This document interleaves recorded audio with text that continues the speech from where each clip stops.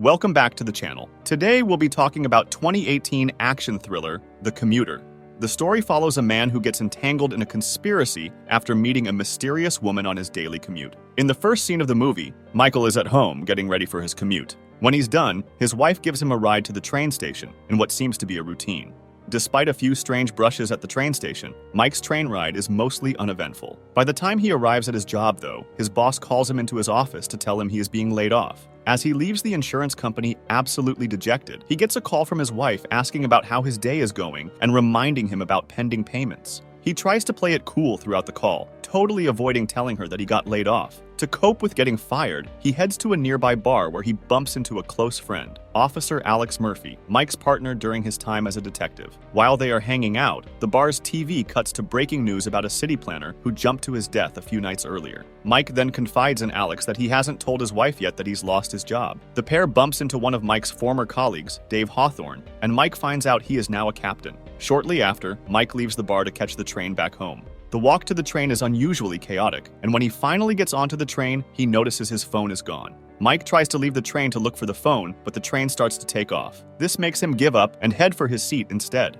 Just as he finds it, he is joined by a woman named Joanna. After some small talk, Joanna tells Mike that there is $25,000 in cash hidden in one compartment on the train and another $75,000 hidden in another. Joanna tells him all the money could be his if he can help her find someone on the train who doesn't belong there. She tells him he has until the train's last stop to do this. As a hint, she tells him that this mystery person will be carrying something they stole in the bag. Before leaving, Joanna points out that she knows Mike was a former cop and warns him not to tell anyone about what he had just heard. After she leaves, Mike checks one of the designated compartments and finds the $25,000 in cash. When he tries to run off and leave the train with it, a teenage girl stops him and tries to take it from him. When Mike refuses to hand it over, she gives him an envelope and tells him it's a warning. He has to follow through with the agreement. Inside the envelope, he finds his wife's wedding ring. Because his phone is missing, he borrows the phone of a commuter he was friends with, Tony. He tried to call his wife multiple times, but it wasn't going through. Then he tries to call his son Murphy, but he couldn't reach him either. He then approaches Walt, another commuter he is acquainted with, and takes a page of the newspaper Walt is reading to tell him that his family is in danger and ask him to call the police. Walt got down at the next station, and as soon as he left, Joanna called him on the phone and accused him of breaking the rules by telling Mike about the challenge. As a result of this, Mike was going to die. And then right before his eyes, as Walt is trying to cross the street to talk to the cops, one of Joanna's people pushes him in front of a bus, instantly killing him. Joanna then warns Mike that this will happen to him too if he tries to escape. Mike reluctantly starts the search for Prin and the bag with the items they stole. He is instructed to put a tracking device that was slipped into his pocket on the bag. He first looks for the zone. Cold Spring is in and finds it's in Zone 7. Then he starts his search through multiple train cars, inspecting every passenger's ticket, looking for the ones stamped for Zone 7. After his search, Mike finds that only a few are people headed there. He tries to interact with a few of the suspects, but they end up holding nothing of interest. Mike gets the idea from one of the train's signs to approach the train conductor and point out a few people he saw as suspicious. Then he suggests that they search the bags of every passenger headed for Cold Spring Station. While an attempt by the conductor to search a woman's bag breaks down into an apartment, Mike notices a strange tattooed man he bumped into at the first stop who is also headed for Cold Spring. Mike follows him into the next train car, which makes the tattooed man attack him. In the middle of the fight, Mike slips the tracking device into the man's bag. Shortly after Mike settles back into his seat, he gets another call, this time from his friend Alex. Alex reassures him that he sent officers to his house to check on his wife and son. Mike starts to tell Alex about the entire situation and his search for Prin. Alex then recalls that a witness called Prin claimed to have seen two men throw the city official they heard about at the bar to his death. This makes Mike realize all of this is a setup and Prin is going to get killed. The scene then cuts to two agents waiting for Prin at Cold Spring train station. Mike leaves his train once again to look for the tattooed man and finds his bag in an empty seat. Upon checking the bag, he only finds the man's belongings and a gun. Mike hears a phone ring under the train car, and after opening a hatch underneath, finds the dead body of the tattooed man and a badge indicating he was an FBI agent. Mike answers the phone, and it's Joanna on the line. She accuses him of identifying the wrong person and blames him for another death. Then Mike notices the train stopping at a police checkpoint, and Joanna interrupts the call to warn Mike not to leave the train. Some of the train's passengers had called the authorities about Mike's strange behavior throughout the trip. To dodge the authorities, Mike takes cover in the hatch that he found the FBI agent's body in. He tries to crawl out of it to escape only for the train to start moving. He gets between the wheels and off the tracks with a well-timed jump and roll and then hops back on the train. The bag of money gets stuck in some of the train's parts though, and as he tries to wring it loose, all the money in it escapes. In a desperate attempt to fish out Prin, Mike turns off the AC in every single train car, but his own, the last train car. This pushes all the passengers to move to the last train car. Mike is joined by Tony and a man in a plaid shirt for a card game, in the middle of which Mike reveals that he suspects 5 people on the train car of being Prin, seeing as he's never seen them on the train before during his 10 years of taking the commute. Mike takes Oliver, a guitarist, and one of his suspects into an empty car to interrogate him. It turns out he's an assassin sent by Joanna to kill Prin.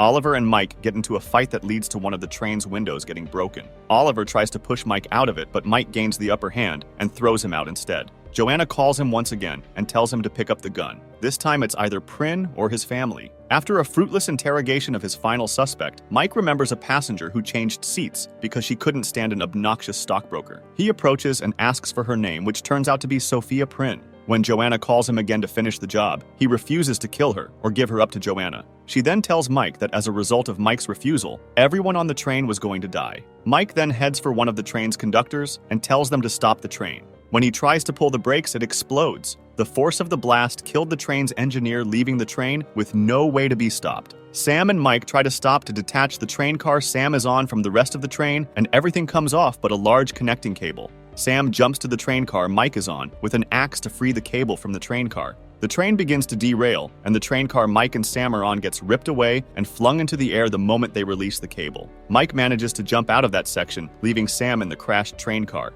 The man in the plaid shirt from earlier pulls Mike into the next train car as their car also derails and comes to a stop near a train yard. To stop the people on the train from panicking and trying to escape, Mike fires his gun into the air to get their attention. Mike orders them to hide themselves by spraying the windows with water and covering them up with newspapers. When everyone finally calmed down, Mike goes to Sophia and asks her what she might have that Joanna wants from her. She pulls a flash drive that she claims has information the city planner, Sophia's friend, knew. The police arrive on the scene, working off the belief that Mike has taken the passengers hostage, led by his former colleague, Dave. Over the loudspeaker, Dave tells Mike to surrender. While Mike is calming everyone on the train down, Alex shows up to convince Mike to hand himself over to the police. Mike tries to get Alex to tell him anything he goes about the conspiracy, and Alex accidentally implicates himself with his answer. After initially denying it, he admits to setting Michael up, saying he did it for the money. He insists that Mike surrender if he wants to see his family again. After this, Mike drops his gun and Alex starts looking for Prin, but Mike refuses to give her up. When Sophia tries to reveal herself, the other passengers foil the plot by also claiming to be Prin. Mike and Alex then get into a fight as the police are outside trying to get a clear shot at Mike. Mike manages to grab Alex's tracking device in the middle of the tussle and trick the police. When Alex draws his gun at Mike, Dave orders the police to take the shot, killing Alex. The SWAT team and Agent Garcia make their way into the train car and tell Mike that his family is safe, and they arrest the 3 men that tried to abduct them at their house.